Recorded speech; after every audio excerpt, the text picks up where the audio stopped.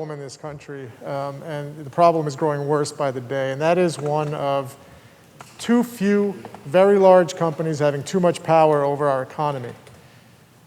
Our current antitrust laws don't do nearly enough to regulate the situation. In New York, it's been over a century since our antitrust laws were written, and the regulators are pleading for ammunition to tackle a 21st century problem.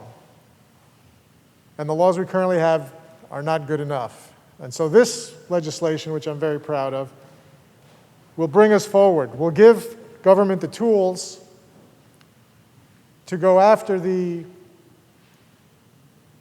dominant players in the market that are squashing small and medium-sized companies, that are suffocating their ability to compete, that are suffocating their ability to innovate.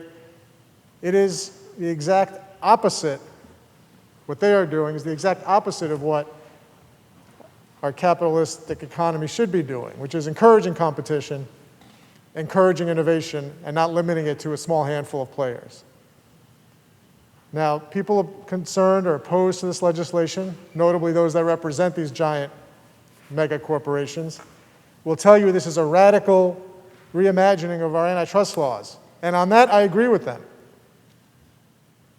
Because we have a desperate need to radically alter our regulatory efforts on antitrust and over these companies, particularly in big tech, who we see every day limiting the ability of small and medium-sized companies to compete and to innovate and to create jobs.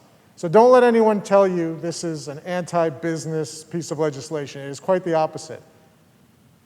This is a pro-business piece of legislation that is supported by many small and medium-sized companies who have lost the ability to fairly compete in the marketplace.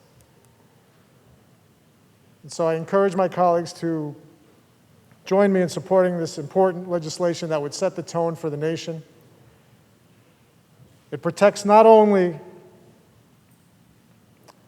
companies that are trying to thrive, but also, and importantly, workers who, due to their lack of power in a marketplace dominated by a few players, do not have the ability to negotiate fair terms, benefits, salaries, and the like.